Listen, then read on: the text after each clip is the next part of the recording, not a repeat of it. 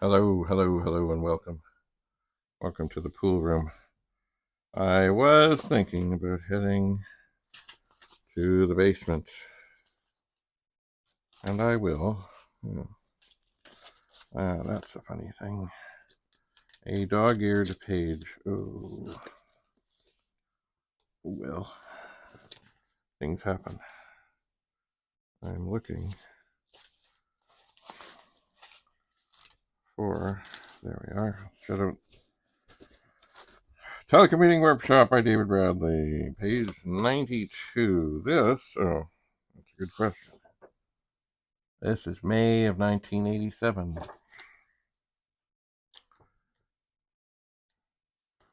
92. 92. Okay. I don't think I'm going to read all of these right now. I think I'll do some of them. And last December, telecommuting workshop on page 114, I presented a dialing program for the Mighty Mo modem. Unfortunately, it had a bug. The L in line 90 was supposed to be a 1, and the program as printed does make the modem dial, but it dials many more times than it's supposed to.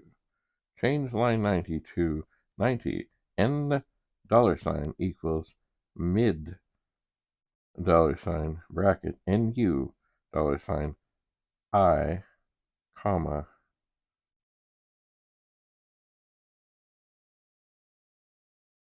1 close bracket. I'm sorry about any inconvenience this bug might have caused you.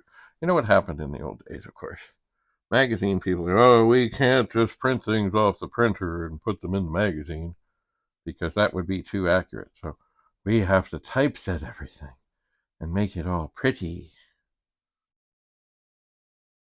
Mind you, I suppose it meant that people would have to buy the next issue of the magazine because there'd always be errors. Anyway, I'm sure that's what happened even with this thing.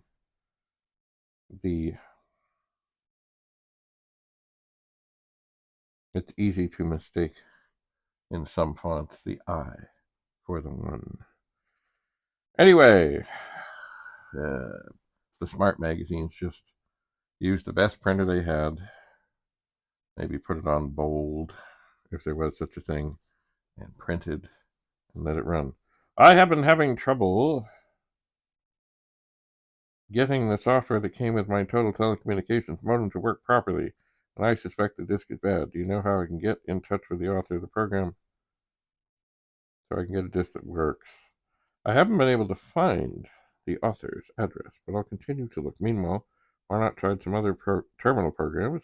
For your modem, you can get a disk full of them for $5 plus $1 from Public Domain Solutions. Then $3 for the catalog. A commercial program you might also check out is called Sixth Sense.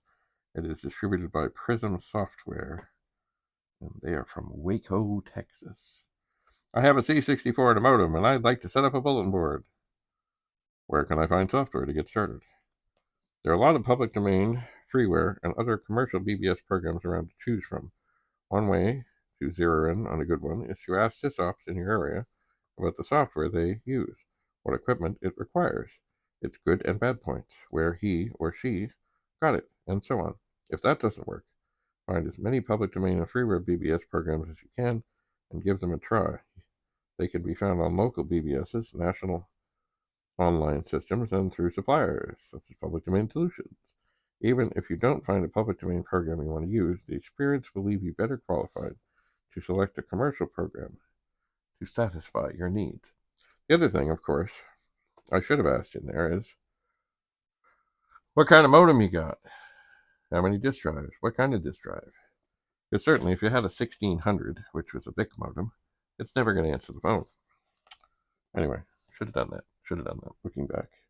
Always strive for perfection, but of course it can never be achieved because then there's no room for improvement. That's something my dad would say. I recently purchased a Commodore 1200 modem to use with my C128. It seems to function well, but it has one peculiarity that puzzles me. I keep my modem and phone connected to the user port all the time. When I'm using the computer for something unrelated to the modem still tries to answer, including incoming calls. Is there any way to prevent this without unplugging the modem or incoming phone line? There's a small device called a ring silencer available from Radio Shack that will prevent the ring signal from getting through to the 1670. It's part number 43-127. Cost $7.95. The following one-liner will also do the trick, but it has to be loaded or typed in every time you turn on your computer. 10, open 2, 2, 0, character string 6 plus character string 0, print number 2, ATS 0 equals 0. I guess that turns off the audio answer. Interesting. And I guess the Radio Shack thing, I'm not sure if it had a switch or if it automatically did it, but I guess you would introduce it into the line. Let's try another. I have a C128 and an Abatex 1200 baud modem, which is not fully Hayes compatible. The terminal program I use, Simple Term 2.3, won't run my modem on the 1200 baud option. Can you suggest a terminal program that uses the X modem and punter protocols and will run on my modem at 1200 baud? If not, does anyone want to buy a modem? Don't throw away your Abatex yet. The public domain terminal program, dark term 4B, will do what you're asking. You can order it from Public Domain Solutions.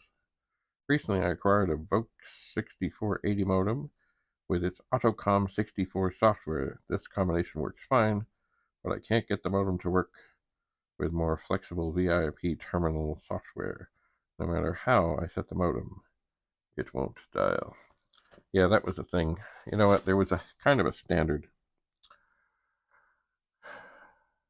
Hayes set the standard. The 1670 used the Hayes commands, and a lot of people.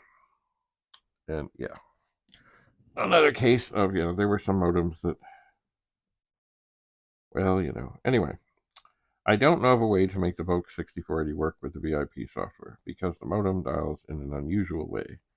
There are some public domain programs for the 6480 that are more flexible than Autocom. However, if you belong to an online service, look for one there. Otherwise, I expect Public Domain Solutions may be able to help you. And you can check with other sources of public domain software. Runs published list of them on page 48 of the November 1986 issue. To get a copy of that issue, send $3.50 plus $1. Yeah. I've been using a system consisting of a C64, a VIC modem, a dataset, and a black and white television to access BBSs. Now I'd like to start uploading to and downloading from BBSs. Is there a program for that I can use with my system? John Rennie. Mark, oh my word. That's my friend John. That's one I talked about when I was talking about Big John and Little John and crawling. Anyway, CX term version 1.04 is what you need. This 300 baud program up and downloads using X modem and punter protocols. I think CX term is available on QLink, but with a tape drive, you can't download it from there. Public Domain Solutions will send it to you for $7.50 plus $1 postage. Ha! Imagine. Poor Big John. It's a funny thing, sometimes you go into hospitals and, things may be going wrong. Actually, I went in some years ago. They tried to tell me, oh, you're having blood clots in your lungs. I said, I don't think so. My daughter, who was up visiting at the time, kind of listened to my symptoms and other things, and she said, I think you have mono. Anyway, I did not have blood clots in my lungs, but sometimes they look at people who are in a stereotypical way, like, oh, you're big, so you have this, and you have that, and it must be this, and it must be that. And it's funny, because I do remember being in the hospital, and in came this blood collection lady.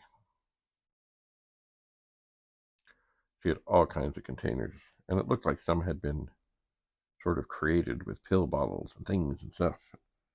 She even said to me, what's wrong with you? Because they're running tests on you I've never even heard of. Anyway, ended up, guess what? I had mono and pneumonia.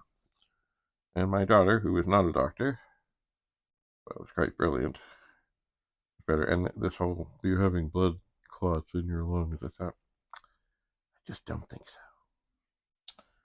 Yeah. What do we got here? I've been using a system consisting of a C64, a VIC modem. Oh, no. That is the one I did. In last November's telecommuting workshop, you stated that the Plus 4 is the best telecommunications machine Commodore has on the market. Are there any modems available that run or could be modified to run with a Plus 4, 1200, 2400 baud? The Plus 4 is better described as the Commodore machine with the most telecommunications potential. I remember Jim Butterfield told me this. Since it's received little support, regardless of terminology, however, any standard RS-232 modem should work with a Plus 4 and an RS-232 interface connected to the user port. Just be sure you get one that offers 1200 and 2400 baud. The Omnitronics Deluxe RS-232 interface is one possibility. It costs $49.95. Yeah, the 120. Sorry, the Plus 4. I remember driving along. Oh no! No.